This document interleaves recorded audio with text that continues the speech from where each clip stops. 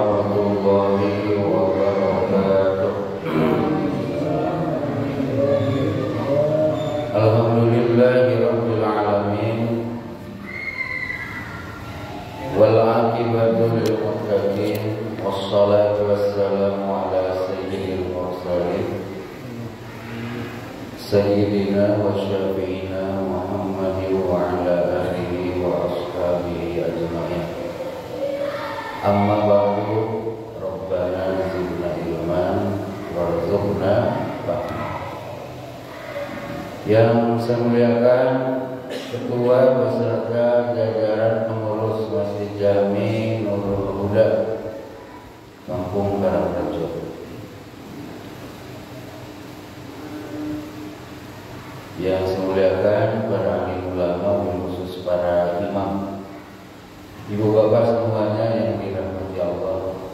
Bersyukur kita kehadiran Allah Subhanahu wa taala dengan bersama-sama mengucapkan alhamdulillahirabbil alamin.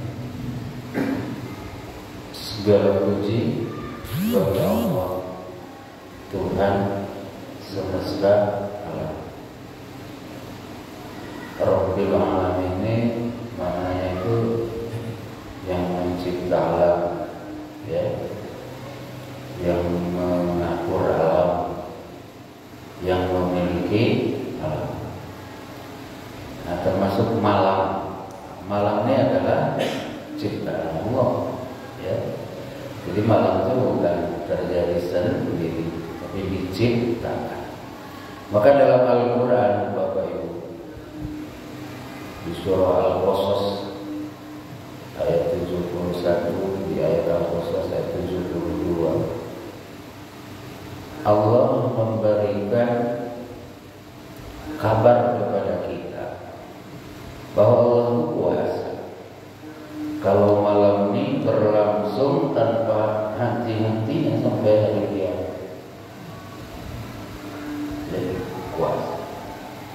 Kalau kita kan tadi nengok matahari, hari ini saat ini malam, betul?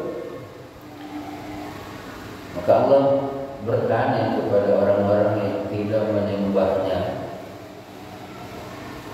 Qul ara'aytum in ja'alallahu 'alaikumul laila sarmadan ila yaumil qiyamah man ilahun ghairullahi ya'tikum bidiya.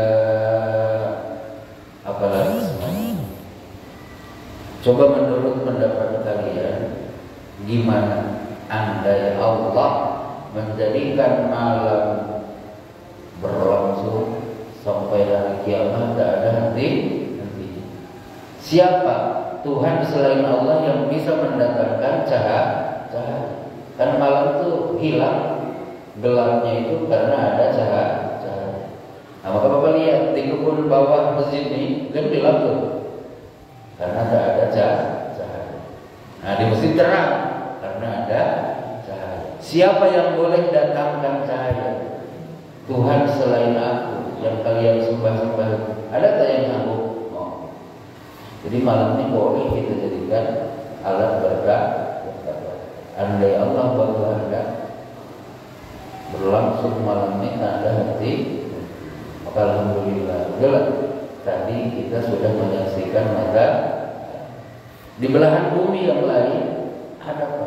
Siang itu berlangsung sekian bulan, tak ada pernah bulan. Sebagaimana di musim yang lain ada, di belahan bumi yang lain malam aja gelap, tak ada ketemu sih. Akan menjadi permasalahan puasanya gimana kan gitu, betul kan? Puasanya gitu. Nah, itu artinya Allah kuasa untuk melakukan itu semua, ya. Bapak yakin tak besok matahari datang? Ayo jawab. Yakin? Dari mana dapat kabar bahwa emang pegang kunci? Kunci matahari? Belum tentu. Betul? Nah, itu. Tak megang kunci tapi ya kan lucu. Bapak pegang kunci matahari? Kan tidak. Tapi kok bisa yakin? Nah, maka kita harus memahami bahwa yang mendatangkan malam Allah, yang mendatangkan siang pun Allah. Betul? Jangan yakin kali lah. Memang yang punya matahari dah tutup pula bintangnya. Dah tutup belum matahari? Belum. Masih ada. Pada pergi. Masih ada. Lanjut ya. Bersolawat bersalam kita untuk kekasih Allah, Nabi Allah, Rasulullah Sayyidina Muhammad Sallallahu Alaihi Wasallam, dengan mengucapkan Allahumma sholli wa sallim ala Sayyidina Muhammad. Pun kita berkirim sholawat salam untuk keluarga Rasulullah. Ya, Rasulullah ini punya keluarga, punya istri, betul? Punya anak.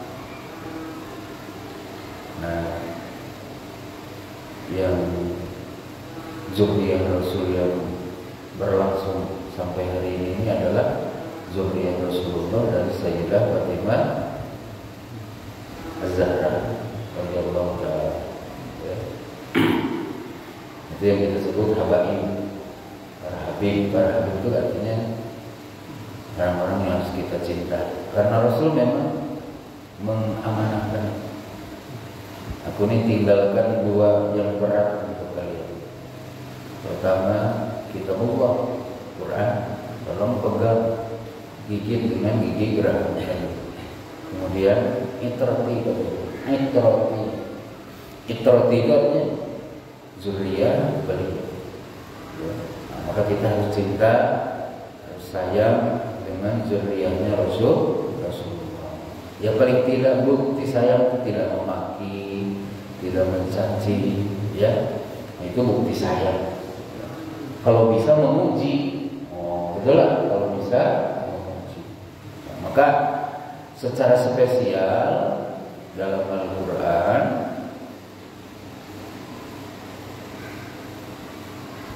Allah itu meminta kepada kita untuk bersalawat kepada beliau. Jelas.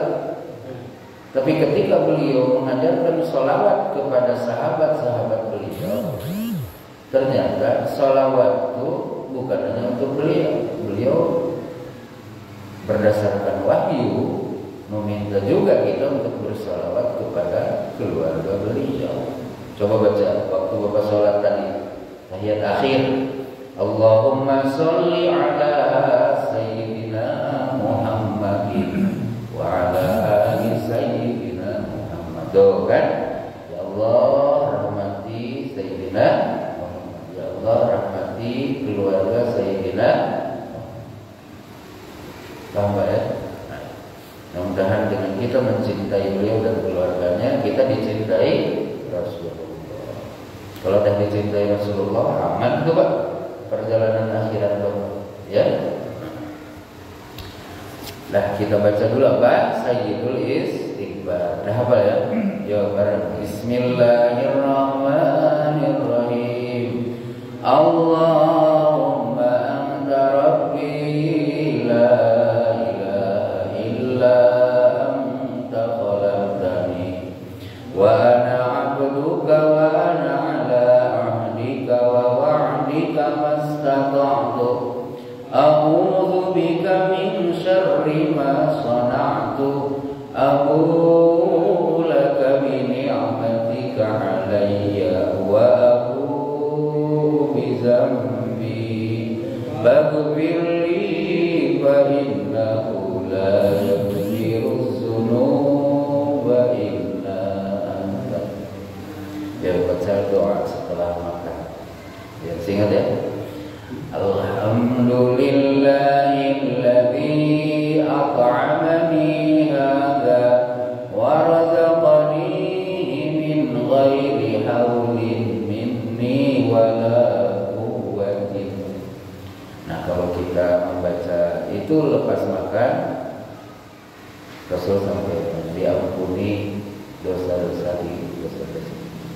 Makanya kalau ada orang ditanya makan terus, nah, saya nak baca doa Alhamdulillahilladzi at'amani. Biar apa? Biar diampuni dosa. Boleh tak? nanti gendut. Lanjut fikih kita ya malam ini. Berikutnya para orang tua masih terkait dengan etika apa? Dengan etika buang hajat. Ya, masih ingat kan? Masih ingat? Wasaqobi, dan bagi orang yang sedang buang hajat, jauhi buang hajat mau pipis mau ya di lubang tumas rada yang bulat ya, maksudnya lubang lah bulat. Mengapa? Sebab Nabi Shallallahu Alaihi Wasallam diriwayatkan di hadis Abu Dawud, di hadis An-Nasai dengan status sahih kata Imam Al-Hakim. Nabi diriwayatkan naha an yubala fil juhri li'annaha masakinul jin. Baginda Rasul melarang orang pipis dalam lubang, ya lubang tanah maksudnya. Mengapa? Sebab lubang itu tempat tinggalnya jin. Jin kan setan. Tak semua setan, tak semua jin adalah setan. Tak semua jin adalah setan. Maka di dalam An-Nas disebut minal jinnati wan nas. Jadi setan itu ada setan dari kalangan jin, ada setan dari kalangan manusia. Ya. Jadi setan artinya yang jauh bauda minallah. Jin yang jauh dari Allah, manusia yang jauh dari Allah, itu statusnya itu syaitan. Apa? Jadi kita ini boleh nanti satu waktu kalau kita silap jauh dari Tuhan, statusnya itu kita sedang jadi syaitan. Ya. Ya kita lagi tak mau sholat kan jauh dari Allah kan, betul lah. Nah berarti saat itu kita punya dua status, manusia dan setan. Tapi awal jangan manggil orang yang tak sholat setan, jangan. Manusia. Nyinggung orang. Tapi Quran menyebut ketika kita ya kelaku macam itu, nah itu sebelumnya itu was-was artinya setan. Lanjut ya. Sudah jelas lah, jangan pipis dalam lubang. Bau lagi, betul lah, bau ya, bau dalam. Wazili, dan jangan pipis dekat tempat berteduh orang, halte kayak kita ya, atau ya pokoknya orang di situ kalau panas duduk ya pos kamling lah kalau kita kan, nah, tempat orang berteduh kan pos kamling, ya pos kamling itu kan tak tiap hari ada orang, tapi kalau orang malam ngumpul di situ, kalau siangnya kita pipis itu kan orang tak nyawa, betul? Nah. Di dalam hadis riwayat Abu Dawud, baginda Rasulullah SAW diriwayatkan bersabda, ittaqul malainat talas.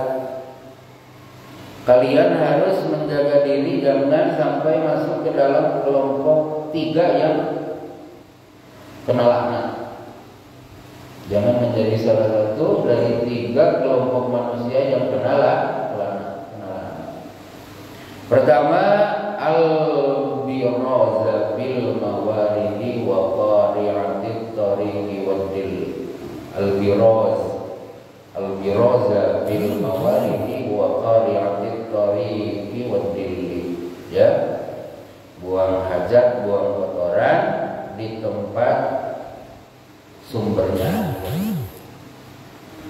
Kemudian wa qari'atit tariq, di tempat lalu lalangnya orang jalan namanya kan. Kemudian berdiri di tempat di mana orang di situ biasa berteduh. Ya, jangan tempat apa namanya sumber air hulu sungai gitu kan. Itulah jangan pipis sih. Kalau di kampung biasa, ujungnya gede ya. kecil, aduh, ada kearifan lokal itu budaya-budaya di beberapa tempat di tanah Jawa ada, di tanah Melayu mungkin ada. Itu mereka masih memelihara budaya leluhur. Macam rumah sekampung itu jangan lebih berpuluh, gitu kan? Nah, termasuk mereka ngatur kencing itu jangan sembarang. Betul. Nebang pohon jangan sembarang. Manen padi pun jangan sembarang. Maka instruksi nebang pohon itu nunggu ketua kampung. Betul lah. Memang kita melihatnya sepertinya keterlaluan, betul lah. Tetapi mohon maaf, berkat memelihara itu dengan alam di antara desa kita mereka terjaga. Pohon masih nampak indah, betul lah. Sawah masih teratur, hulu sungai masih terjaga. Nah, cuman hemat kita, mereka ini kan hubungan dengan alam ini seperti makhluk dengan Tuhan kan, ya, menyembah. Kalau kita tak boleh begitu, karena Allah tak izinkan kita menyembah alam kan. Kalian dengan alam ini punya status sama, ciptaan aku, maka jangan disembah, gitu kan? Tapi kamu harus menghormati, gitu. Cara menghormatinya itu lubang dengan dikencingin, betul lah. Jangan kencing di tempat sumber air, jangan kencing di tempat lalu lalang orang, jangan kencing di tempat orang Nah, kita mah tunai perintah bukan nyembah Allah. Tapi ala kulli hal kearifan lokal seperti tadi, betul lah. Berinteraksi dengan alam secara sempurna, saling hormat menghormati, ternyata menguntungkan kehidupan manusia. Betul. Nah, maka Bapak kalau mau nebang pohon itu perhatikan, betul lah. Hilang satu, eloknya ada pengganti. Ini lain, karena butuh duit dihambat semua, betul lah. Dihambat akhirnya kita juga yang menderita, panas lah, betul. Coba kalau kita punya perhitungan, diambil 5, disisakan 10, diambil 10, sisakan 2, 5. Betul lah, kita dapat untung secara materi, tapi alhamdulillah masih terjadi. Jadi harus ada hormat menghormat, karena alam ini partner kita sebagai khalifatullah fil. Oleh karena itu maka jangan mengeksploitasi alam, menjajah alam, memperbudak. Betul lah. Nanti efeknya alam ngamuk. Betul lah. Alam ngamuk. Bukti banjir bandang kan tiba-tiba, betul. Longsor di mana? Kenapa? Karena kita tak melaksanakan perintah Allah dan Rasul, berinteraksi dengan alam secara hormat menghormat. Yang menghormat itu bukan hal saja datang, bukan. Kita kan udah tahu itu. Hormat menghormat itu artinya perlakukan alam ini seperti kita memperlakukan diri. Betul lah. Coba Bapak diporsir sama istri Bapak, kudu kerja 24 jam. Kalau tak keluar. Wah, coba kalau istri Bapak kejam macam itu, kira-kira gimana tubuh Bapak? Kurus Pak. Betul lah. Alhamdulillah. Kalau Bapak keruk aja, betul lah, tanpa memperhatikan keseimbangan sekitarnya. Alam tak lagi menopang kehidupan ini etika kan? Ada dalam fikih, betul lah. Ada dalam fikih. Kamu harus menjauhi. Menjauhi itu kan berarti kalau didekati haram, betul lah. Kalau dibuat haram, setidaknya makruh. Di situ tak didapati ridhonya. Paham ya? Nah, berinteraksi dengan alam itu kita tetap harus tersambung dengan keuntungan kehidupan akhirat.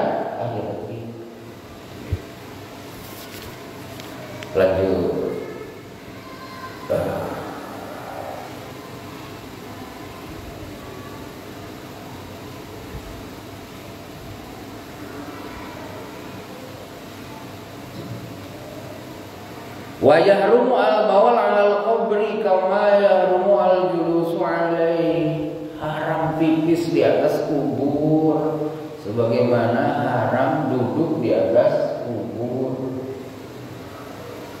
Ini kubur nih. Kubur itu kan yang di bawahnya ada orang meninggal. Bapak duduk di sini. Kalau sampingnya tidak salah, ya.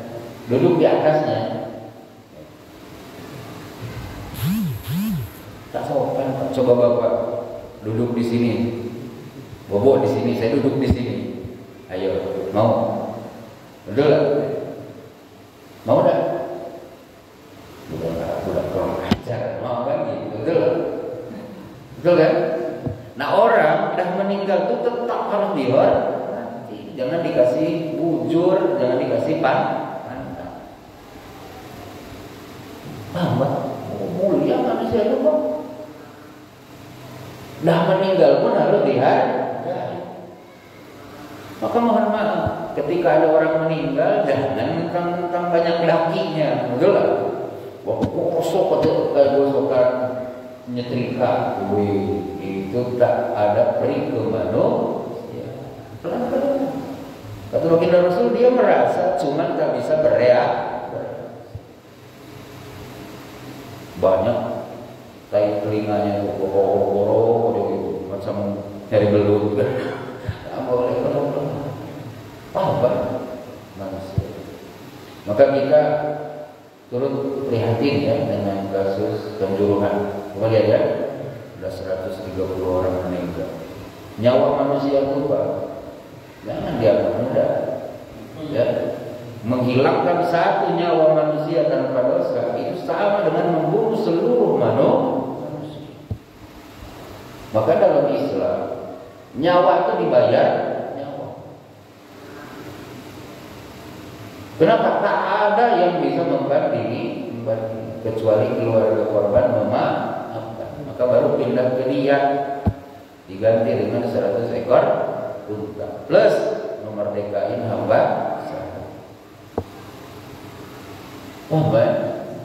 Jangan anggap kita harus prihatin. Kalau bisa tak usah ada pertandingan bola di masjid.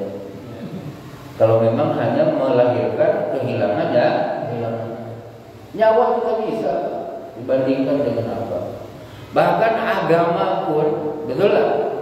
Allah turunkan ke muka bumi ini salah satunya adalah untuk menjaga nyawa manusia. Hifdun nafs.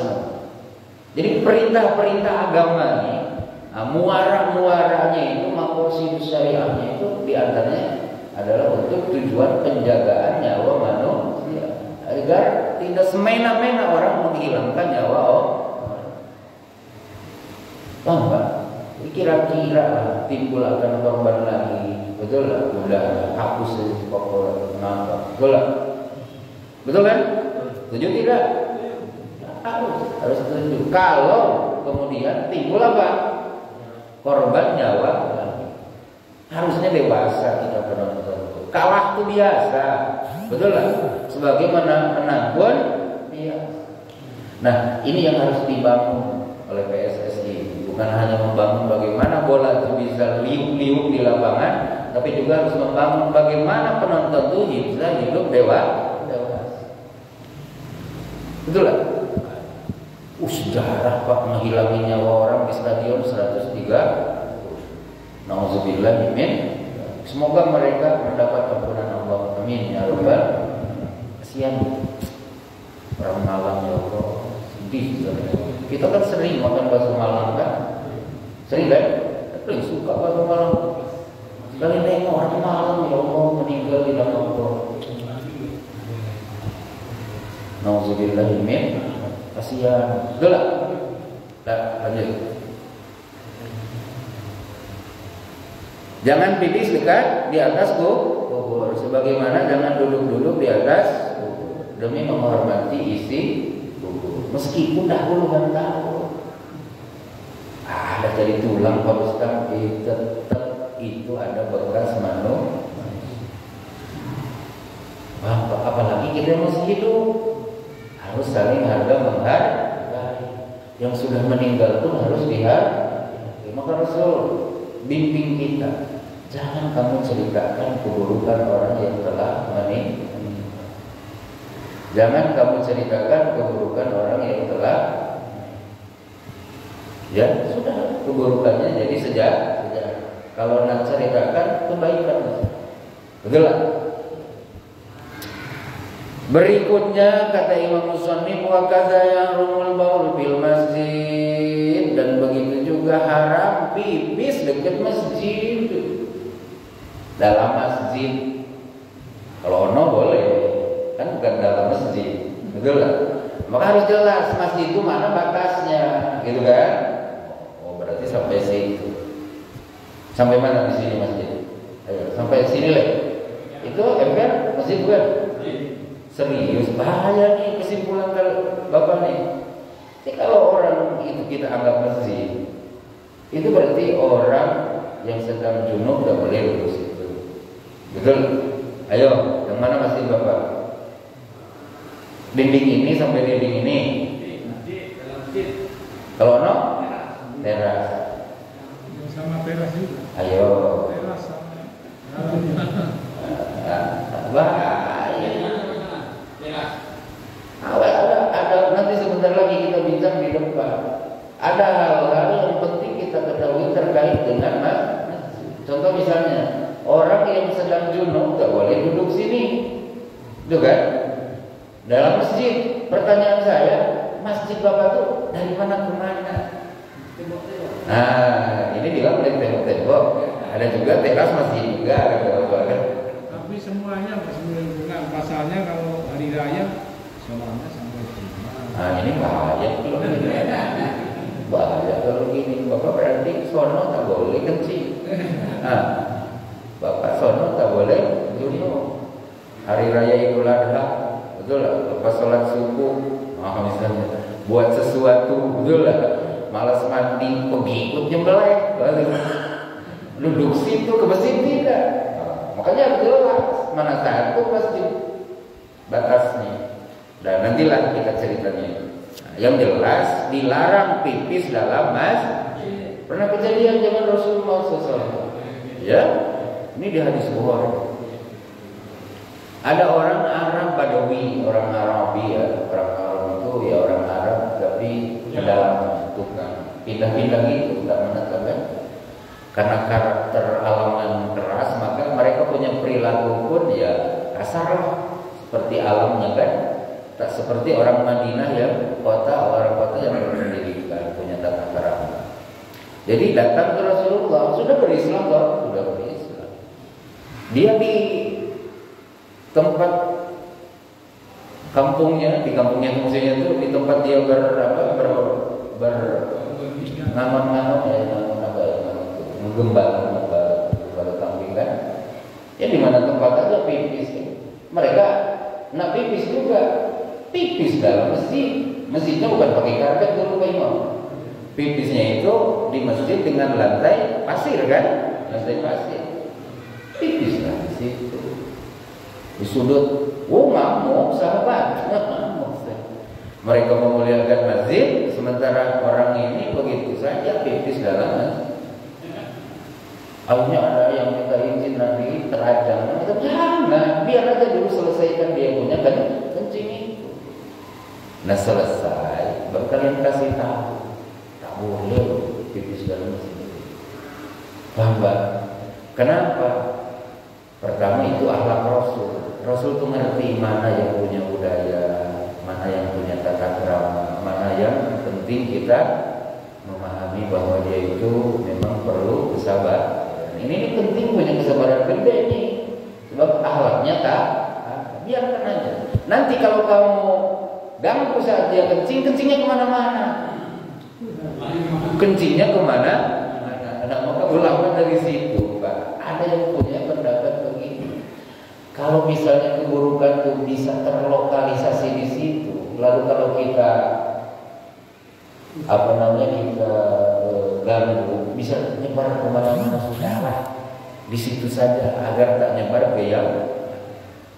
Coba kalau Bapak ganggu yang kencing juga, dia lari situ kencingnya ngocor gitu kan, paham nggak?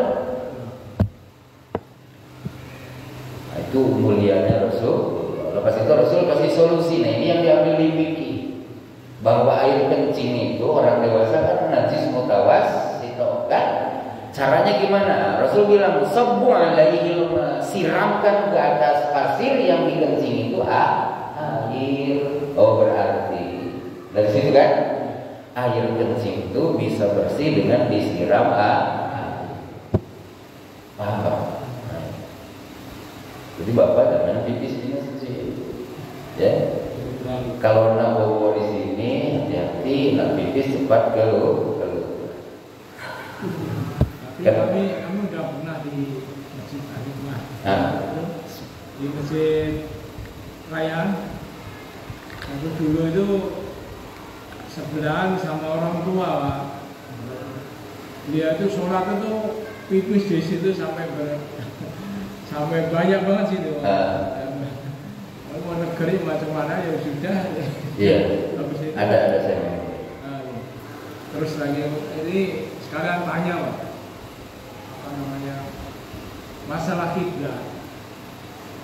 Kiblat itu katanya kan menurut apa tuh, ada kawan itu sekarang kan kiblatnya arahnya lain karena buminya bergeser atau apa.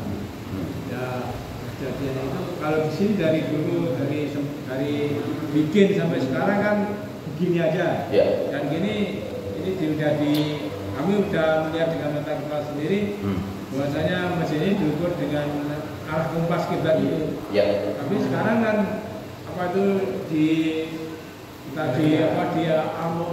alamin juga arahnya. Oke Pak, saya paham. Oke, saya jawab. Ya. Itu macam mana itu? Ya, oke. Kemudian ada pertanyaan nih, saya pakai Facebook ya dari Kang Muhammad Rawa. Kalau pipis karena penyakit gimana Ustaz? Biasa orang tua kan suka tak sengaja keluar najis. Apa yang harus dilakukan Ustaz? Oke, pertanyaan Bapak mengenai kiblat ya. Mengenai kiblat. Kalau tadi kan hanya cerita dari Zidaya aja kan. Itu sudah kita bersihkan dulu. Kebetulan saya waktu itu masih tukang bersih-bersih di situ kan. Kita bersihin. Cuman bersihnya terlupa karena pakai karpet kan. Itulah. Dah selesai bersih. Kemudian pertanyaan mengenai kiblat, ya, mengenai kiblat. Masih ingat hadis kemarin? Hadis tentang jangan pipis ngadap kiblat, jangan pipis ngadap belakang kiblat kan? Gitu. Bila atar rajulu apa? Al-baula banyak. Ida ataitumul ghaita fala tastaqbilul qiblata wala tastaqbilu walakin sarriqu Allah ribu, gitu kan?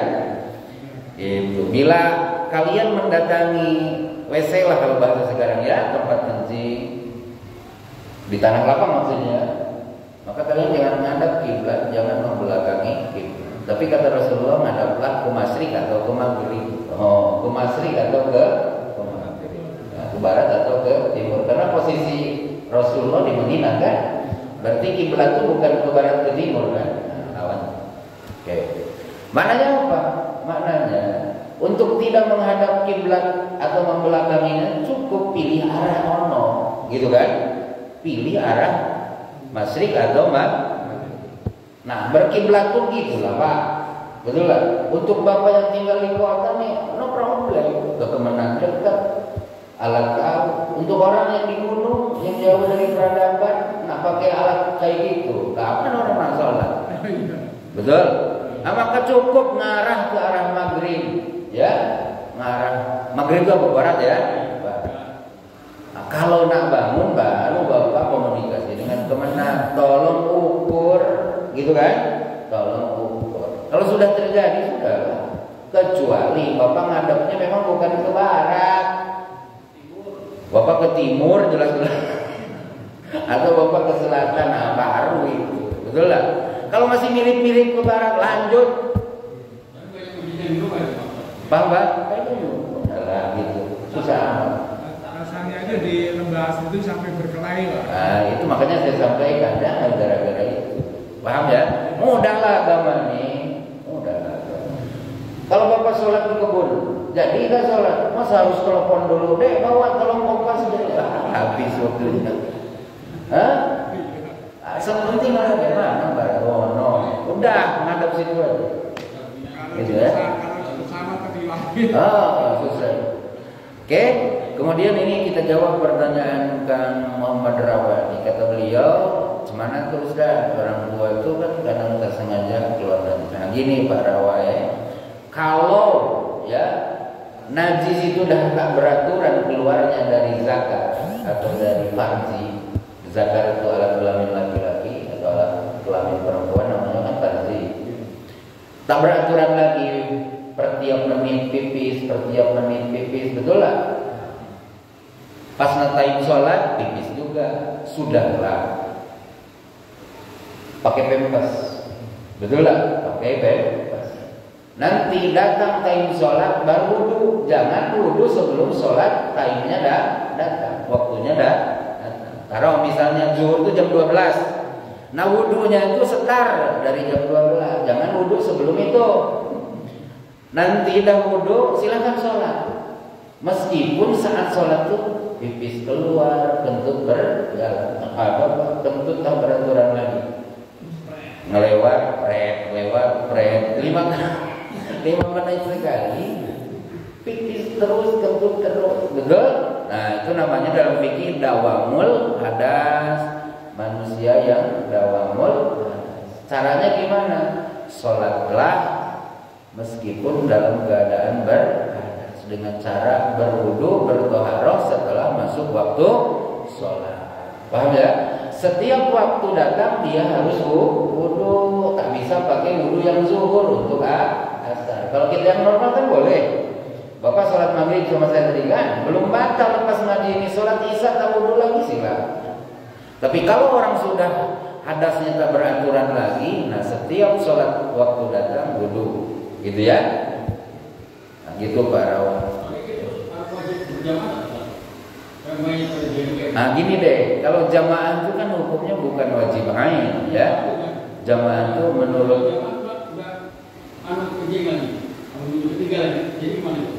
ya kalau dia sholat jamaah kan dalam keadaan berhadas tapi pakai pempes. Jangan tak pakai pempes. Betul lah. Nah sholat Jumat lah, meskipun dia terus keluar kan. Betul lah, tapi wudunya setelah masuk time sholat zuhur. Jangan dari rumah wudu sampai masjid azan kentut lagi, maka dia harus wudu balik setelah masuk waktu sholat Jumat. Paham ya? Nah, jadi jangan sampai ninggalin sholat gara-gara alasan kentut terus, pipis terus. Paham ya? Kami ini Bapak, itu hari ini terjadi pada anak kami yang mondok itu. Kemarin kami sudah konsultasi sama Ustaz Fauzi. Kan anak kami itu ada apa tuh? Ada kayak beser waktu di Solo itu apa? Kataman di Jogja dalam perjalanan itu kan mampir mau sholat. Itu di jalan itu udah bentar-bentar cerit gitu kan. Kencing gitu. Saya tanyain cuma sampai nangis, kami kan belum tahu karena sekali kami si Ustaz itu lanjutin aja itu setan itu bilang gitu. Jadi itu enggak batal itu. Kami pun dulu kayak gitu kan. Iya. Perasaan pas di dalam diri kita gitu. Ada. jadi lagi was-was setan itu gini kan, tak ada bukti. Makanya kata para ulama, bukti kentut itu bau atau suara. Nah, tak ada bau, tak ada suara, tapi berasa keluar, setan punya kerja, gitu kan? Nah, maka kalau nak kentut baulah atau bersuara, betul? Ya, itu penyakit pondok ya. Kalau mau sholat betul. Wa yukrahu al-baul qa'iman illa li uzrin, dan dimakruhkan pipis sambil berdiri kecuali karena bulan depan minggu depan ya. Insyaallah. Habis. Mudah-mudahan ada manfaatnya ya. Ingatkan minggu depan. Kadang saya lupa pula sampai mana kan. Oke Kang ya. Oke Pak Imam ya. Demikian mudah-mudahan ada manfaatnya. Mohon maaf atas segala kekurangannya. Semoga Allah mengampuni kita semua. Subhanakallahumma wa bihamdika asyhadu an la ilaha illa anta astaghfiruka wa atubu ilaika. Assalamualaikum warahmatullahi wabarakatuh.